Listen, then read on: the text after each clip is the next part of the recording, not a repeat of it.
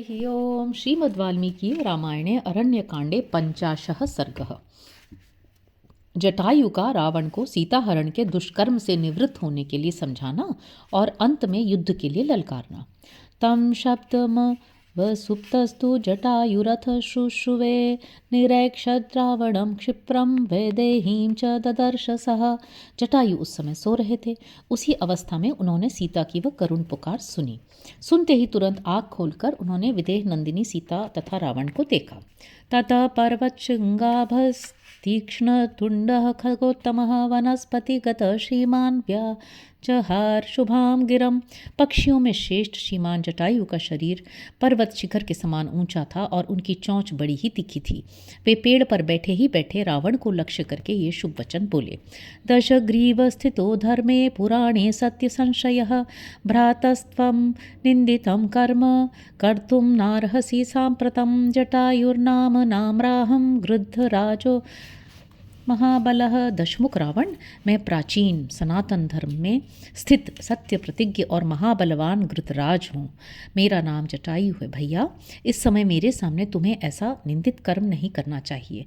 राजा सर्वस्य लोकस्य महेंद्र वरुणोपमः लोकानां च हिते युक्तो रामो दशरथात्मजः। दशरथ नंदन श्री रामचंद्र जी संपूर्ण जगत के स्वामी, इंद्र और वरुण के समान पराक्रमी तथा सब लोगों के हित में संलग्न रहने वाले हैं। तस्यैषा लोकनाथस्य धर्मपत्नी यशस्विनी सीता नाम वरारोहा याम त्वं हर्तुमिहेच्छसि। ये तुम उन्हीं जगदीश्वर श्री राम की यशस्विनी धर्मपत्नी है। उन सुंदर शरीर वाली देवी का नाम सीता है जिन्हें तुम हर कर ले जाना चाहते हो। कथम राजा स्थितो धर्मे परदारान् परामृशेत रक्षणीया विशेषेण राजधारा महाबल निवर्तय गतिम नीचाम परदाराभिमर्शनात्। अपने धर्म में स्थित रहने वाला कोई भी राजा भला पराई स्त्री का स्पर्श कैसे कर सकता है। महाबली रावण, राजाओं की स्त्रियों की तो सभी को विशेष रूप से रक्षा करनी चाहिए। पराई स्त्री के स्पर्श से जो नीच गति प्राप्त होने वाली है उसे अपने आप से दूर हटा दो। न तत्समाचरेद धीरो यत परोस्य विगर्हयेत यथात्मनस्तथान्येषां दारा रक्षा विमर्शनात्। धीर बुद्धिमान वह कर्म न करे जिसकी दूसरे लोग निंदा करें। जैसे पराये पुरुषों के स्पर्श से अपनी स्त्री की रक्षा की जाती है, उसी प्रकार दूसरों की स्त्रियों की भी रक्षा करनी चाहिए। अर्थम वा यदि वा कामम शिष्टाः शास्त्रेष्वनागतं व्यवस्यन्त्यनुराजानं धर्मं पौलस्त्य नंदन। पुलस्त्य कुलनंदन, जिनकी शास्त्रों में चर्चा नहीं है, ऐसे धर्म अर्थ अथवा काम का भी श्रेष्ठ पुरुष केवल राजा की देखा देखी आचरण करने लगते हैं। अतः राजा को अनुचित या अशास्त्रीय कर्म में प्रवृत्त नहीं होना चाहिए। राजा धर्मश्च कामश्च द्रव्याणां चोत्तमो निधि धर्म शुभम वा पापम वा राजमूलम प्रवर्तते। राजा धर्म और काम का प्रवर्तक तथा द्रव्यों की उत्तम निधि है। अतः धर्म, सदाचार अथवा पाप, इनकी प्रवृत्ति का मूल कारण राजा ही है। पाप स्वभावश्च पत्लः कथं त्वं रक्षसां वर ऐश्वर्यमभिसंप्राप्तो विमानिमिव दुष्कृति। राक्षसराज, जब तुम्हारा स्वभाव ऐसा पापपूर्ण है और तुम इतने चपल हो, तब पापी को देवताओं के विमान की भांति तुम्हें यह ऐश्वर्य कैसे प्राप्त हो गया। काम स्वभावो यस्सोऽसौ न शक्यस्तं प्रमार्जितुं न हि दुष्टात्मनामार्यमाव सत्यालये चिरम।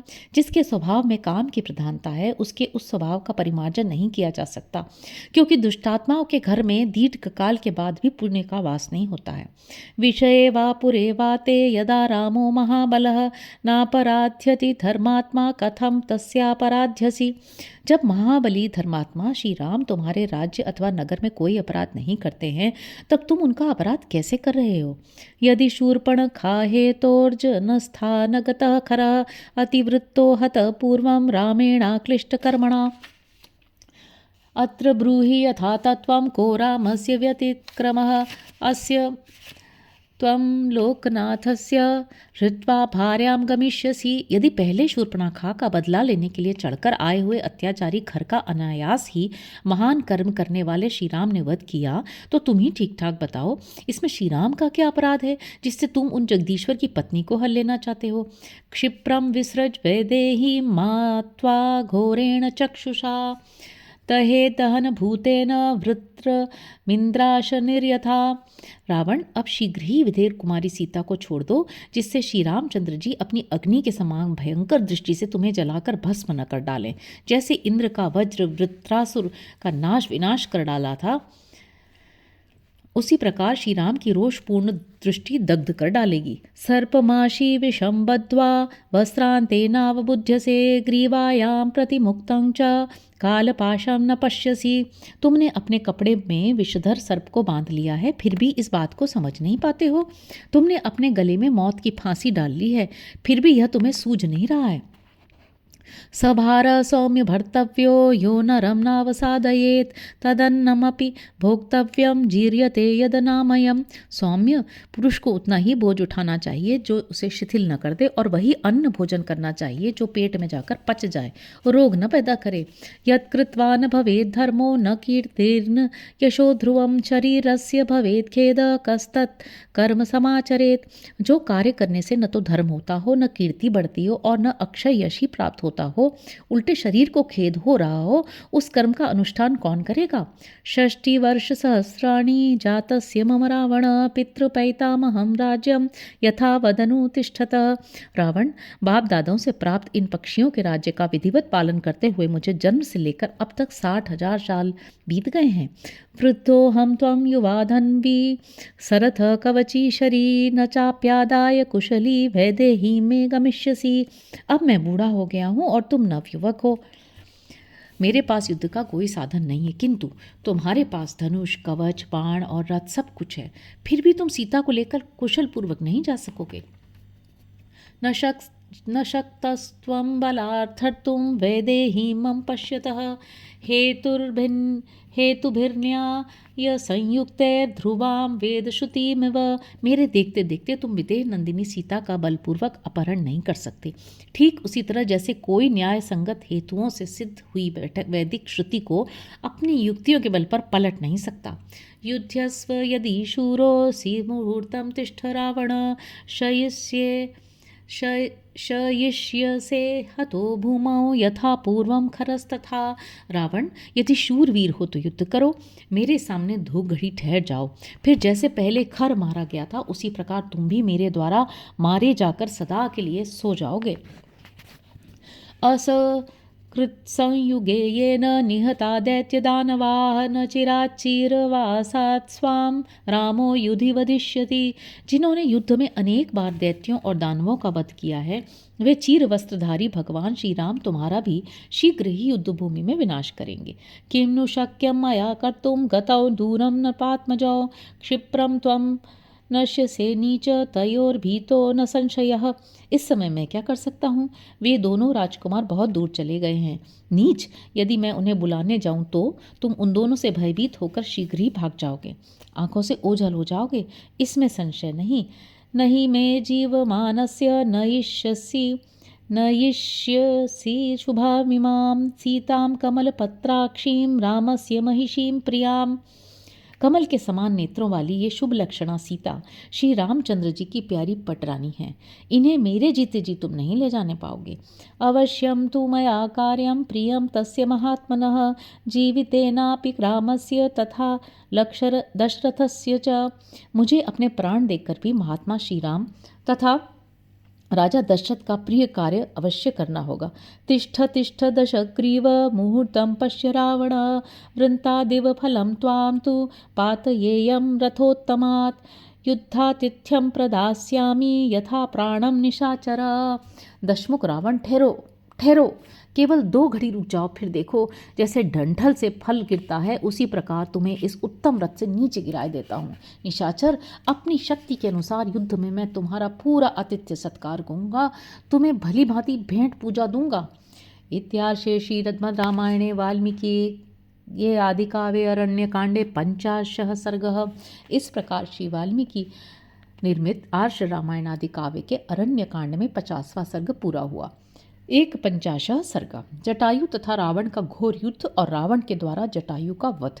इत्युक्त क्रोधतां राक्षस्तप्त कांचन कुंडलः राक्षसेन्द्रोभिदुद्राव पतगेन्द्रममर्षणः। जटायु के ऐसा कहने पर राक्षस राज रावण क्रोध से आंखें लाल किए अमर्ष में भरकर उन पक्षीराज की ओर दौड़ा। उस समय उसके कानों में तपाए हुए सोने के कुंडल झलमला रहे थे। ससंप्रहारस्तु मूलस्तयोस्तम तस्मिन् महामृधे बभूव वातोद्धुतयोर्मेघ योर्गग्ने गगने यथा। उस महासमर में उन दोनों का एक दूसरे पर भयंकर प्रहार होने लगा, मानो आकाश में वायु से उड़ाए गए दो मेघखंड आपस में टकरा गए हों। तद्बभूवाद्भुतं युद्धं गृध्र राक्षसयोस्तदा सपक्षयोर्माल्यवतोर्महापर्वतयोरिव। उस समय गृध्र और राक्षस में वह बड़ा अद्भुत युद्ध होने लगा, मानो दो पंखधारी माल्यवान पर्वत एक दूसरे से भिड़ गए हों। ततो नालीक नाराचैस्तीक्ष्णाग्रैश्च विकर्णिभिः अभ्यवर्षन् महाघोरैर्गृध्रराजं महाबलम्। रावण ने महाबली गृध्रराज जटायु पर नालीक, नाराज तथा तीखे अग्रभाग वाली विकर्णी नामक महाभयंकर अस्त्रों की वर्षा आरंभ कर दी। सतानी शरजालानि गृध्रम पत्ररथेश्वरः जटायु प्रति जग्राह रावणास्त्राणि संयुगे। पक्षीराज गृध्र जातीय जटायु ने युद्ध में रावण के उन बाण समूहों तथा अन्य अस्त्रों का आघात सह लिया। तस्य तीक्ष्ण नखाभ्याम तु चरणाभ्याम महाबलः चकार बहुधा गात्रे व्रणान पतग सत्तमः। साथ ही उन महाबली पक्षी शिरोमणि ने अपने तीखे नखों वाले पंजों से मार मार कर रावण के शरीर में बहुत से घाव कर दिए। अथ क्रोधात् दशग्रीवो जग्राह दशमार्गणान् मृत्युदंडनिभान घोरान शत्रुर्निधनकांक्षया।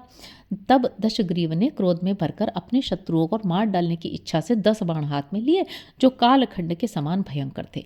सतैर्बाणैर्महावीर्यः पूर्णमुक्तैर्जिह्वगे बिभेद निशितैस्तीक्ष्णैर्गृध्रं घोरै शिलीमुखै।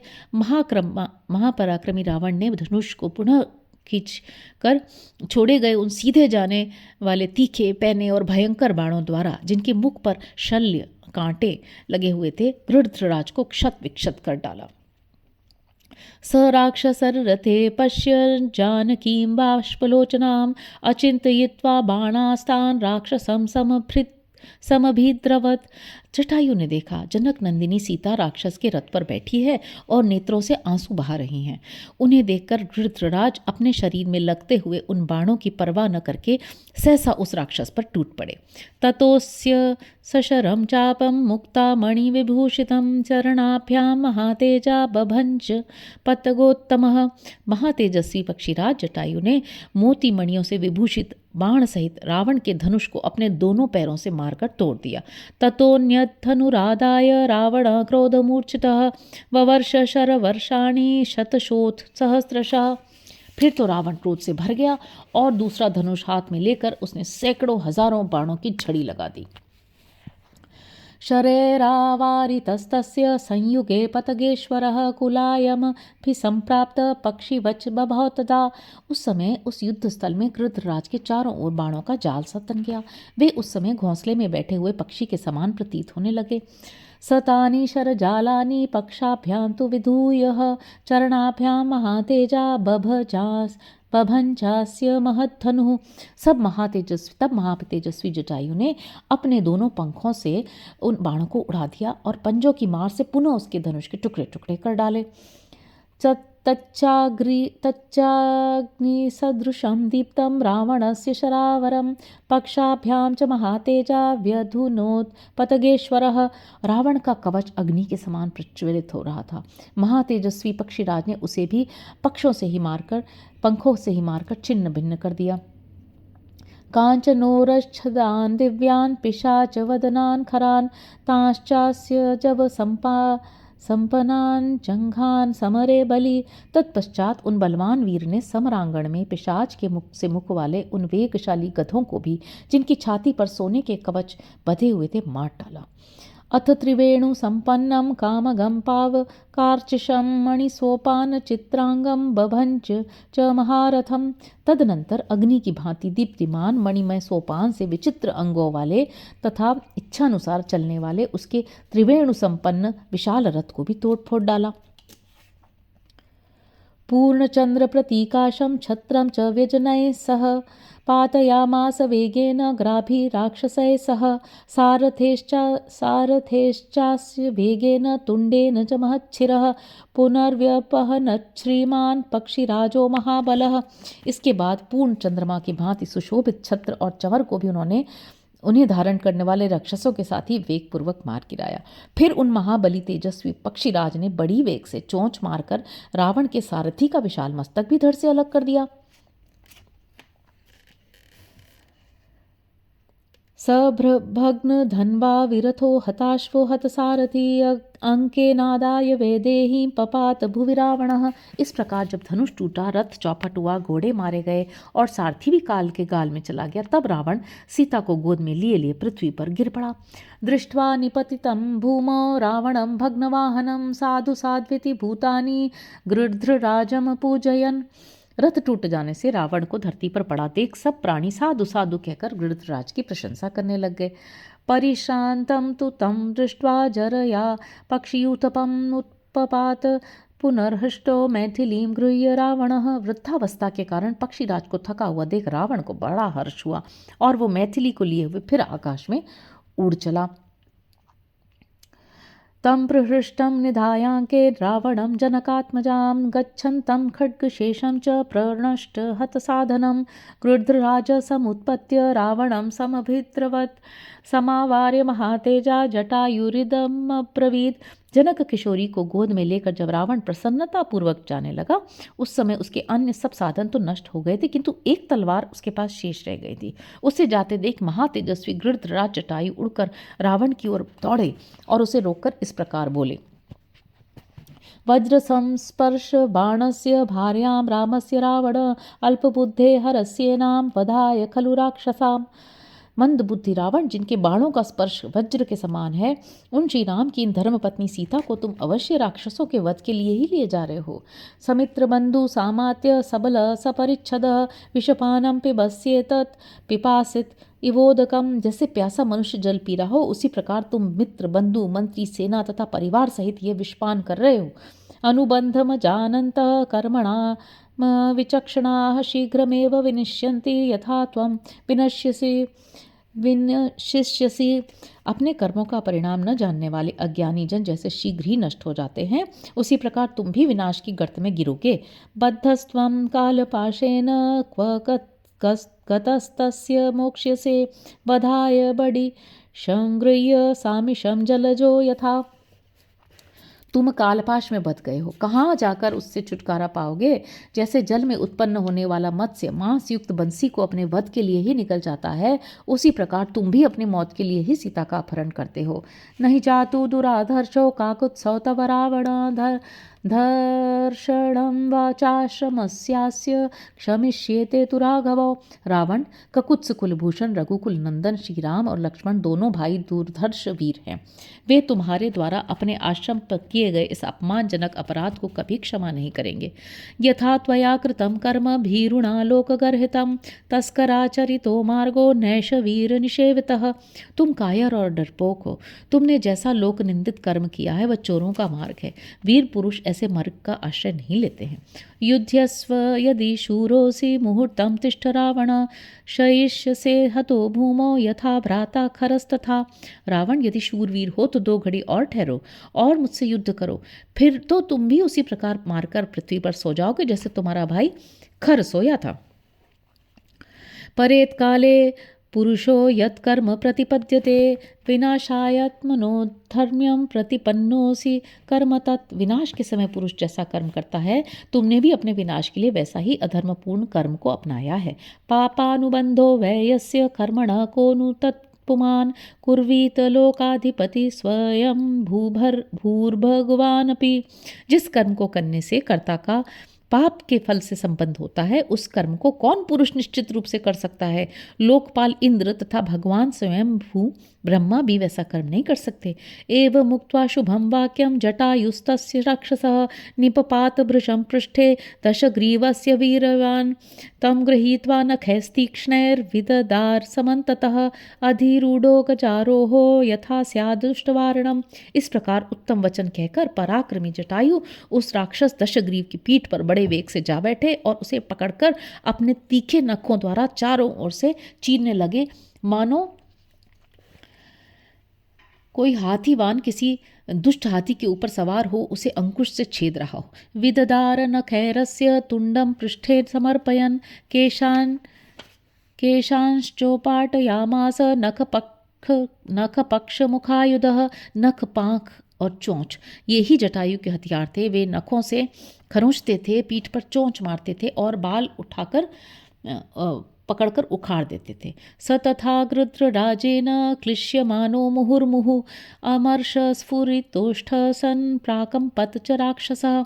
इस प्रकार जब गृध्रराज ने बारंबार क्लेश पहुंचाया तब राक्षस रावण कांप उठा, क्रोध के मारे उसके ओंठ फड़कने लगे। हरि ओम।